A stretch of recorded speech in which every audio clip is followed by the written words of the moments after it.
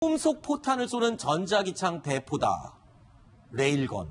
일단 이 원리가 어떻게 된 겁니까? 레일 두 개 사이에 고압 전류를 흘려서 강력한 자기장을 만든 다음에 포탄을 초고속으로 쏴준다. 그렇죠. 무슨 의미입니까? 이제 레일이라는 것이 선이 두 개 있는 거 아니겠습니까? 네. 그래서 여기에다가 각각 이제 반대되는 그 방향으로 전파를 엄청난 고압 전류가 흐르고. 그럼 화약으로 쏘는 대포가 아니군요. 그렇죠. 전기로 하는 겁니다. 네. 그래서 각각의 레일에다가 엄청나게 강한 전류를 쏴주는데 거기에다가 중간에다가 이 포탄을 넣는 것이죠. 네. 이 포탄이 이 양쪽의 다른 방향의 전류를 이어주는 유일한 지금 도체입니다. 네. 그런데 이것을 방향을 순간적으로 바꿔버리는 것이죠. 네. 그러면 이게 이제 튕겨나가가지고 그 전류 강력한 고압 전류의 힘에 의해서 네. 전압이 발생해서 튕겨나가는 겁니다. 그러니까 우리 탑10에서 얼마 전에 소개를 해드린 적이 있었던 레이저포. 네. 레이저포와는 또 다른 건데 전기를 쓰는 건 똑같지만 레이저포는 레이저를 쏘는 거고 이거는 전기를 이용해서 이렇게 생긴 실제 포탄을 튕겨서 던져주는 거군요. 그러니까 레이저포는 이제 그 항공기에 네. 실을 수 있게 돼 있지만은 네. 현재 이 레일건은 항공기에 실기가 힘든 것이 네. 엄청난 전기가 필요합니다. 아하. 그러니까 레이저포는 이제 배터리 가지고 이제 쓸 수도 있는데 저거는 뭐 최소 25메가와트 정도 필요하다 그러니까 네. 일단은 항공기에 쓰는 게 거의 불가능할 것 같습니다. 그렇군요.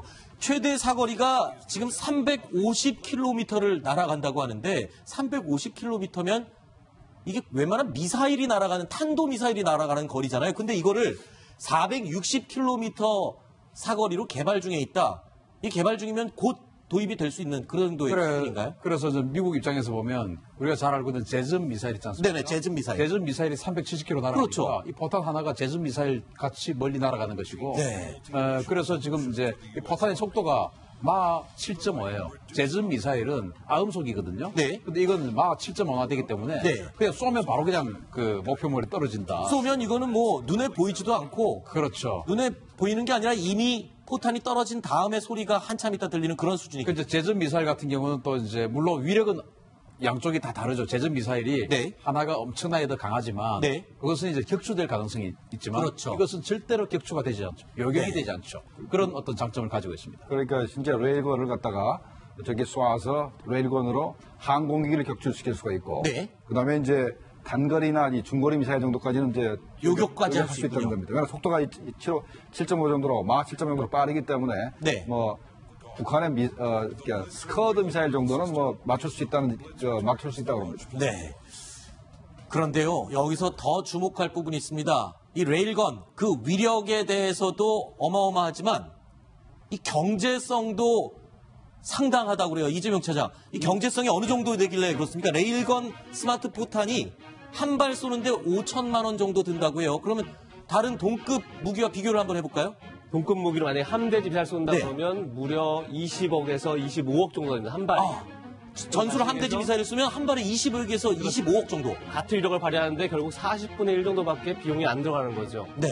굉장히 경제적인 그런 무기라고 볼 수 있습니다. 그렇군요. 그러니까 이게 위력이 동급 점술 함대지 미사일로 목표물을 타격할 때의 가격보다 어마어마하게 경제적이라고 볼 수 있는 거예요. 이제 물론 전술 함대지 미사일 같은 경우는 탄도 중량이 250kg입니다. 네. 근데 이 레일건 같은 경우는 뭐 아직 이 몬스터의 그 레일건의 탄도 중량을 제가 모르고 있습니다만은 250kg까지는 안 될 것으로 판단이 되고 네. 그 정도 된 미사일이죠. 그래서 위력은 함대지 미사일이 좀 세지만 네. 문제는 함대지 미사일은 마하 1이 안 되는 아음속 미사일이고 아음속 미사일이다 보니까 요격 격추될 가능성이 아주 높아요. 그런데 이 레일건 같은 경우는 전혀 거의 현존하는 또는 앞으로 계획된 어떤 무기 체계로도 요격이 되지 않고 네. 또 요격은 고사하고 탐지조차도 되지 않기 때문에 네. 이것은 뭐 거의 한 발 가지고 어떤 핀포인트 즉 창문 하나로 완전히 딱 그 들어가서 내부에 있는 누군가를 죽여야 되겠다. 뭐 이렇게 하면 딱 쓸 수 있는 그런 무기 체계죠. 그런데 지금 북한이요, 최근 서해안에 있는 남포조선소에서 SLBM, 그러니까 잠수함 발사 탄도미사일 북극성 3형을 개발하고 있습니다. 지금 개발이 완료됐다라는 이야기도 흘러나오고 있는데 서해안에서 잠수함 발사 탄도미사일을 개발하고 있는 북한, 이 남포조선소를요, 이 스텔스 구축함이 공격할 경우에는 어떤 현상이 일어나는지 저희가 설명을 드리겠습니다. 자, 보겠습니다. 서해안 쪽에 위치한 북한의 남포조선소, 지금 이곳에서는 북극성 3형 개발이 한창입니다. 대여섯 발 정도는 지금 현재 완료가 됐다는 보도도 나오고 있고요. 하지만 스텔스 구축함이 출동합니다. 400km 정도 밖에 있으면 북한에서는요, 레이더로 잡을 수 없는 먼 거리입니다. 어떤 레이더로도 400km 밖에 있는 것은 탐지를 할 수가 없죠. 근데 바로 이곳에서 사거리 400km 가까이 되는 레일건을 발사할 수 있습니다. 이 거리 안으로 들어가도 물론 레이더에 잡히지가 않지만 이 밖에서 남포조선소를 향해 레일건을 발사하고 남포조선소를 쑥대밭을 만들어도 모든 상황이 종료된 후에 이게 무슨 일이지? 이게 무슨 일이지라고 생각하지도 못하고 죽고 없겠죠. 그렇겠죠. 그런데 레일건이 이제 포탄이 작고 그래서 위력은 작지만 네. 워낙 속도가 빠릅니다. 네. 미사일 같은 경우에 몇 분에 한 발 쏠 수 있지 않겠습니까? 네. 그리고 군함이 가지고 있는 미사일 해봐야 네. 불과 몇 발 안 돼요. 그런데 이 레일건 같은 경우에 몬수람 같은 경우에 이 레일건을 928발을 탑재를 합니다. 아하. 그리고 1분에 10발씩 쏠 수가 있습니다. 네. 포탄 하나에. 네. 그 포 하나에. 근데 네. 포가 두 문이 탑재가 되거든요. 네. 그러니까 두 문 가지고 1분에 20발을 쏠 수가 있죠. 네. 그러니까 예를 들어 복싱 선수가 훅 한 방 날리느냐 아니면 스트레이트성 잽을 가지고 엄청나게 많이 때려버리냐. 네. 그런데 훅은 보이지 않습니까? 그렇죠. 근데 이건 전혀 보이지 않는 네. 스트레이트성 잽을 가지고 수백 발 그냥 맞춰버리는 거죠. 네. 실제로 이 스텔스 구축함을 한반도에 배치해야 한다는 의견이 미국에서도 나왔었다면서요. 그렇죠. 미국의 초당파 싱크탱크인 전략예산평가센터가 네. 이 현재 두 쪽밖에 없지만 네. 하나를 더 만들어서 네. 대책을 전부 다 우리 한반도 해역에다 배치를 해야 된다라고 이제 주장을 했습니다. 네. 그리고 몇 달 전에 네. 이 상원에서도 제주 해군기지에 네. 이 주말특급 구축함을 배치를 네. 하자라는 제안이 있었고 네. 그걸 이제 지금 야당에서 그렇게 하자 네. 이런 답도 사실은 있었어요. 그런데 궁금한 게 하나 있습니다. 저렇게 위력적인 대포, 저거를 왜 다른 구축함도 얼마나 많은데 하필 왜 이 스텔스 구축함에만 장착을 하는지, 원래 있는 어마어마한 규모의 이지스함에도 달고 다른 구축함에도 달고 이렇게 하면 되는 거 아닙니까? 왜 여기만 달 수 있는 겁니까? 이재명 차장. 아까도 말씀해 주셨지만 결국 엄청난 전력이 필요하기 때문입니다. 아. 거의 원자력 발전소의 한 하루 용량, 그러니까 발전 용량의 한 12% 정도를 배에서 만들어내야 됩니다. 결국은 원자력, 그러니까 그런 전력 발전할 수 있는 함 자체가 많지 않은 거죠, 기본적으로. 그래서 지금, 이 레이건 배포를 쏘고 이런 전력을 활용하기 위해서는 주멀티급 정도의 규모가 돼야만 가능하다, 이렇게 볼 수 있습니다. 예, 이게 주말특급이 지금 미국이 가지고 있는 이지스함보다 한 1.5배 큽니다. 또 한국 해군 이지스함보다 2배로 커요. 그래서 그 큰 것이 다 이 전력 생산하는 것에 상당한 공간을 차지하게 되고 얼마나 많은 전력을 생산하냐면 네. 최근에 고리 원자력 발전소 1호기 폐쇄했지 않습니까? 네네. 그게 660메가와트의 연간 네. 생산량이. 그런데 이 주말트에서 하나 생산하는 게 25메가와트, 12%입니다. 그러니까 군함 한 척이 핵발전소 하나의 12%의 전력을 생산해내니까 어마어마한 전력을 생산해내면서 바다 위를 달리는군요. 그래서 우리 국방과학연구소에서도 이걸 지금 연구를 하고 있는데 네. 배가 얼마나 커야 되느냐 이것 때문에 지금 고민하고 있어요. 알겠습니다. 자, 미군의 보유 무기들은 하나씩 꺼내 볼수록 정말 혀를 내두를 정도의 위력을 자랑하고 있습니다. 자, 어느 정도의 무기까지 또 등장하게 만들까요? 바로 북한 김정은 이야기입니다. 다음 순서에 준비되어 있습니다. 확인해 보시죠.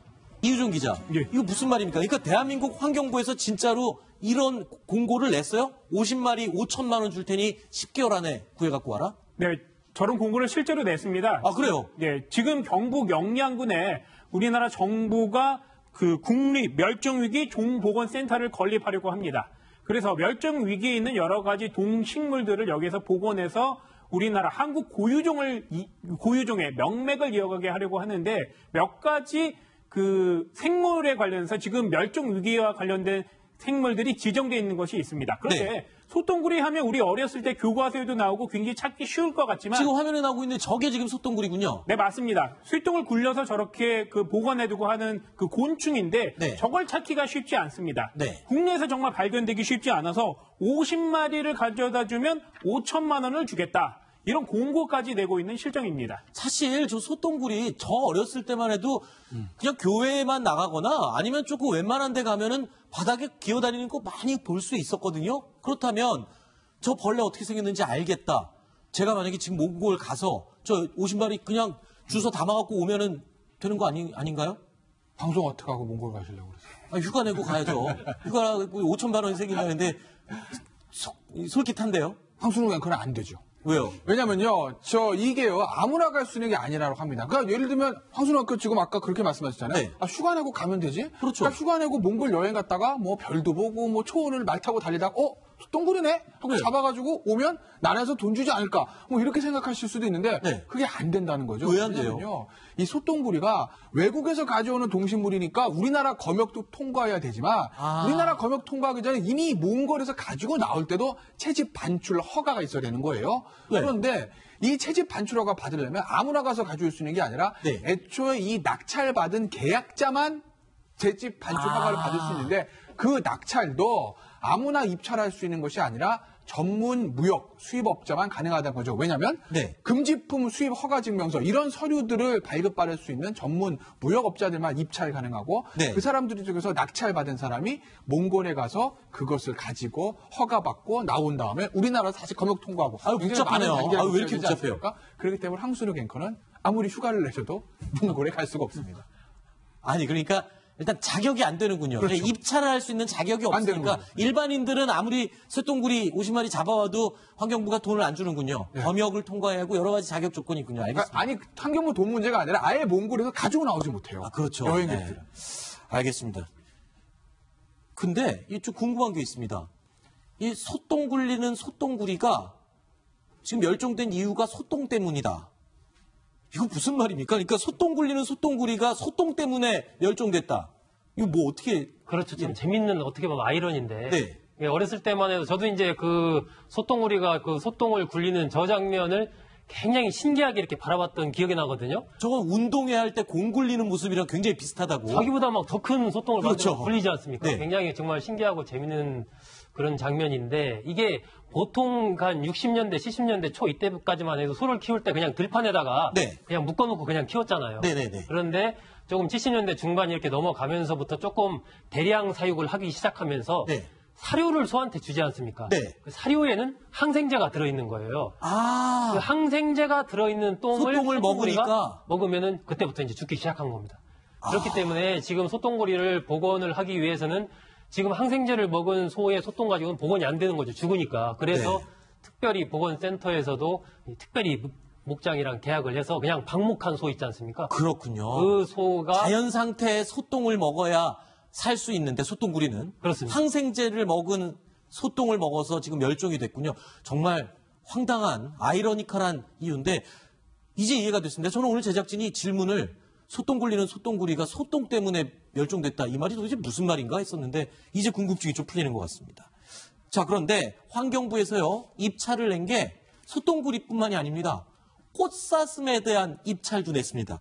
아니, 꽃사슴 그러면 정말 아주 여리여리하고 미모의 어떤 공개에 네. 실을 수 있게 돼 있지만은 네. 현재 이 레일건은 한국에 실기가 힘든 것이 네. 엄청난 전기가 필요합니다. 아하. 그러니까 레이저폰은 이제 배터리 가지고 이제 쓸 수도 있는데 저거는 뭐 최소 25메가와트 정도 필요하다 그러니까 네. 일단은 항공기에 싣는 게 거의 불가능할 것 같습니다. 그렇군요. 최대 사거리가 지금 350km를 날아간다고 하는데 350km면 이게 웬만한 미사일이 날아가는 탄도미사일이 날아가는 거리잖아요. 근데 이거를 460km 사거리로 개발 중에 있다. 이 개발 중이면 곧 도입이 될 수 있는 그런 정도의 수준인가요? 그래서 저 미국 입장에서 보면 우리가 잘 알고 있는 제즘 미사일 있지 않습니까? 네네, 제즘 미사일. 제즘 미사일이 370km 날아가니까 그렇죠. 이 포탄 하나가 제즘 미사일 같이 멀리 날아가는 것이고 네. 그래서 지금 이제 이 포탄의 속도가 마 7.5예요. 제즘 미사일은 아음속이거든요. 네. 근데 이건 마 7.5나 되기 때문에 네. 그냥 쏘면 바로 그냥 그 목표물에 떨어진다. 쏘면 이거는 뭐 눈에 보이지도 않고 그렇죠. 눈에 그럼 무기 체계죠. 그런데 지금 북한이요 최근 서해안에 있는 남포 조선소에서 SLBM 그러니까 잠수함 발사 탄도미사일 북극성 3형을 개발하고 있습니다. 지금 개발이 완료됐다라는 이야기도 흘러나오고 있는데 서해안에서 잠수함 발사 탄도미사일을 개발하고 있는 북한, 이 남포조선소를요, 이 스텔스 구축함이 공격할 경우에는 어떤 현상이 일어나는지 저희가 설명을 드리겠습니다. 자, 보겠습니다. 서해안 쪽에 위치한 북한의 남포조선소, 지금 이곳에서는 북극성 3형 개발이 한창입니다. 대여섯 발 정도는 지금 현재 완료가 됐다는 보도도 나오고 있고요. 하지만 스텔스 구축함이 출동합니다. 400km 정도 밖에 있으면 북한에서는요, 레이더로 잡을 수 없는 먼 거리입니다. 어떤 레이더로도 400km 밖에 있는 것은 탐지를 할 수가 없죠. 근데 바로 이곳에서 꿈속 포탄을 쏘는 전자기창 대포다. 레일건. 일단 이 원리가 어떻게 된 겁니까? 레일 두 개 사이에 고압 전류를 흘려서 강력한 자기장을 만든 다음에 포탄을 초고속으로 쏴준다. 그렇죠. 무슨 의미입니까? 이제 레일이라는 것이 선이 두 개 있는 거 아니겠습니까? 네. 그래서 여기에다가 각각 이제 반대되는 그 방향으로 전파를 엄청난 고압전력을 흐르고 그럼 화약으로 쏘는 대포가 아니군요. 그렇죠. 전기로 하는 겁니다. 네. 그래서 각각의 레일에다가 엄청나게 강한 전류를 쏘아주는데 거기에다가 중간에다가 이 포탄을 넣는 것이죠. 네. 이 포탄이 이 양쪽의 다른 방향의 전류를 이어주는 유일한 지금 도체입니다. 네. 그런데 이것을 방향을 순간적으로 바꿔버리는 것이죠. 네. 그러면 이게 이제 튕겨나가가지고 그 전류, 강력한 고압 전류의 힘에 의해서 네. 전압이 발생해서 튕겨나가는 겁니다. 그러니까 우리 탑텐에서 얼마 전에 소개를 해드린 적이 있었던 레이저포. 네. 레이저포와는 또 다른 건데 전기를 쓰는 건 똑같지만 레이저포는 레이저를 쏘는 거고 이거는 전기를 이용해서 이렇게 생긴 실제 포탄을 튕겨서 던져주는 거군요. 그러니까 레이저포는 이제 그 항공 전술 함대지 미사일을 쏘면 한 발에 20억에서 25억 정도. 같은 위력을 발휘하는데 결국 40분의 1 정도밖에 비용이 안 들어가는 거죠. 네. 굉장히 경제적인 그런 무기라고 볼 수 있습니다. 그렇군요. 그러니까 이게 위력이 동급 점술 함대지 미사일로 목표물을 타격할 때의 가격보다 어마어마하게 경제적이라고 볼 수 있는 거예요. 이제 물론 전술 함대지 미사일 같은 경우는 탄도 중량이 250kg입니다. 네. 근데 이 레일건 같은 경우는 아직 이 몬스터의 그 레일건의 탄도 중량을 제가 모르고 있습니다만은 250kg까지는 안 될 것으로 판단이 되고 네. 그 정도 된 미사일이죠. 그래서 위력은 함대지 미사일이 좀 세지만 네. 문제는 함대지 미사일은 마하 1이 안 되는 아음속 미사일이고 아음속 미사일이다 보니까 여격 격추될 가능성이 아주 높아요. 그런데 이 레일건 같은 경우는 전혀 거의 현존하는 또는 앞으로 계획된 어떤 무기 체계로도 여격이 되지 않고 네. 또 여격은 고사하고 탐지조차도 되지 않기 때문에 네. 이것은 거의 한 발 가지고 핀포인트 즉 창문 하나로 완전히 딱 들어가서 내부에 있는 누군가를 죽여야 되겠다. 이렇게 하면 딱 쓸 수 있는. 보이는 게 아니라 이미 포탄이 떨어진 다음에 소리가 한참 있다 들리는 그런 수준이거든요. 그 이제 제전 미사일 같은 경우는 또 이제 물론 위력은 양쪽이 다 다르죠. 제전 미사일이 네. 하나가 엄청나게 더 강하지만 네. 그것은 이제 격추될 가능성이 있지만 그렇죠. 이것은 절대로 격추가 되지 않죠. 여격이 네. 되지 않죠. 그런 어떤 장점을 가지고 있습니다. 그러니까 진짜 레일건을 갖다가 저기 쏴서 레일건으로 항공기를 격추시킬 수가 있고 네. 그다음에 이제 단거리나 이 중거리 미사일 정도까지는 이제 요격까지 할 할수 수 있다는 있군요. 겁니다. 그러니까 속도가 7.5 정도로 막 7.5 정도로 빠르기 때문에 네. 북한의 그러니까 스커드 미사일 정도는 맞출 수 있다고 합니다. 네. 그런데요, 여기서 더 주목할 부분이 있습니다. 이 레일건, 그 위력에 대해서도 어마어마하지만 이 경제성도 상당하다고 그래요. 이재명 차장. 이 경제성이 어느 정도 되길래 그렇습니까? 레일건 스마트 포탄이 한 발 쏘는데 5천만 원 정도 든다고 해요. 그러면 다른 동급 무기와 비교를 한번 해볼까요? 동급 무기로 만약에 함대지 미사일 쏜다 네. 그러면 무려 20억에서 25억 정도 됩니다.